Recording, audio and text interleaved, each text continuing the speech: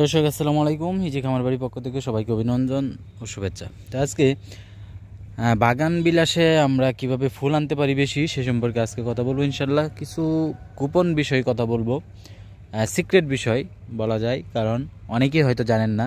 অনেকেই প্রচুর খাবার দেন, প্রচুর যত্ন করেন, কিন্তু ফুল আসে না। প্রচুর পাতা হয়, ফুল আসে না। তো তাদের জন্য আজকের এই ভিডিওটি। কারণ ইউটিউবে অনেকেই অনেক ভিডিও দেখে অনেক ধরনের খাবার, জৈব সার সহ অন্যান্য যে খাবার, রাসায়নিক সার অনেক কিছুই দিতেছেন, অনেক স্প্রে করতেছেন, কিন্তু তারপরে কিন্তু পর্যাপ্ত ফুল আসে না। আর এটাতে দেখেন আলহামদুলিল্লাহ ফুল কিন্তু এখন কেবল আসতেছে, এখনও ফুল সম্পূর্ণ ফুল আসা হয় নাই।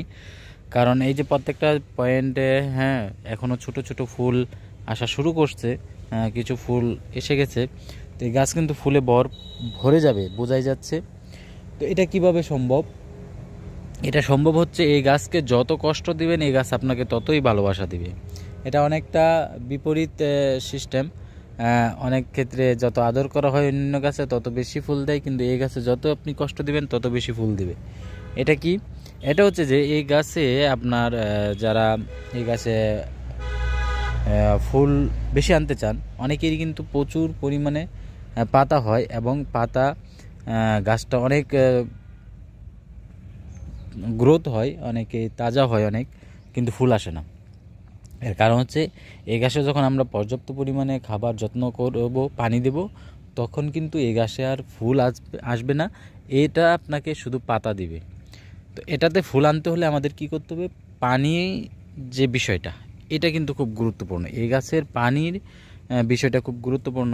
কারণ এই গাছে আমরা যদি পানি কম দিই, এটাতে পানি টোটালি দেওয়া যাবে না, খেয়াল রাখতে হবে শুধু জীবিত রাখার জন্য যে অল্প অল্প পানি, অল্প অল্প পানি দিতে হবে। কারণ এই গাছটা যদি আপনার পানি পায় তাহলে কিন্তু এটা প্রচুর পাতা দিবে, মোটা মোটা ডাল বের হবে, কিন্তু ফুল আসবে না।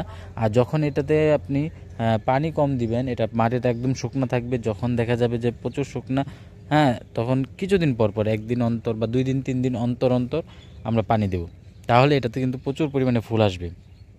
আর সার বা অন্যান্য খাবার এটাতে প্রয়োজনই নেই, কারণ এই গাছটি এত খাবার পছন্দ করে না, যার ফলে দেখা যাচ্ছে আমরা এই খাবারগুলি দেব না।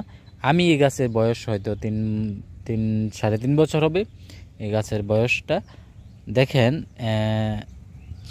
3 বছর 2 থেকে 3 মাস হবে এই গাছের বয়স। তো এই ভিতরে কিন্তু তেমন কোনো খাবার দেই নাই, তেমন বাড়ি কোনো খাবার কোনো কিছুই দেই নাই। তো আমার এই গাছে কিন্তু আমাকে প্রচুর পরিমাণে ফুল দেয়। এই গাছে আমাকে প্রচুর পরিমাণে ফুল দেয়। আর যদি আমি খাবার দিতাম বেশি পরিমাণে, তাহলে কী হতো? এটার প্রচুর পরিমাণে শাখা বেরোতো এবং ডালপালা বের হয়ে এটা কিন্তু ফুল দিত না।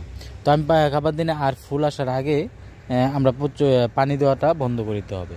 পানি কম দিতে হবে, শুধু বেঁচে থাকার জন্য এটাকে পানি দিতে হবে। এটা কিন্তু সহজে মরবে না। অনেকেই আছে যে গাছ একটু নুয়ে যায়, পাতা একটু ঝরে যাচ্ছে, পাতা এটা যত করবেন, পাতা যত ঝরে যাবে, পাতা যত নুয়ে যাবে, ততই কিন্তু এটাতে ফুল বেশি আসবে, তখন পাতা থাকবে না, শুধু ফুল থাকবে। তো এই কাজটি কিন্তু করতে হবে। বাগান বিলাসে কিন্তু প্রচুর খাবার দেয় অনেকেই বিভিন্ন ইউটিউবে দেখে, না জেনে, বিভিন্ন ভিডিও দেখে অনেকেই কি করে, বিভিন্ন ধরনের খাবার কিনে কিন্তু এটাতে দেয়, ফলে কিন্তু রেজাল্ট কিন্তু জিরো। তো এটাতে যত আদর কম করবেন, এটা তত আপনাকে খুশি রাখবে বা আপনাকে ফুল দিয়ে আপনাকে আনন্দ দিবে। এই বাগান বিলাসে এই জিনিসটা খুব গুরুত্বপূর্ণ যে পানির বিষয়টা যত বেশি থাকবে এই গাছে ফুল আসবে না। আরেকটা বিষয় যেটা, সেটা হচ্ছে যে এই গাছটি আমাদের রোদ্রে রাখতে হবে, ফুল সানলাইটে রাখতে হবে। এটা যদি আমি ছায়াযুক্ত স্থানে রেখে দেই, স্যাঁতসেঁতে জায়গায় রেখে দেই, এটা কিন্তু গাছ অনেক বড় হবে, অনেক ডালপালা হবে, কিন্তু রেজাল্ট কোনো কিছুই হবে না। এটাতে রাখতে হবে কোথায়? রোদ্রে এবং সানলাইটে রাখলে এর থেকে আমরা যে কাঙ্ক্ষিত ফুল, এই ফুল কিন্তু আমরা পাবো।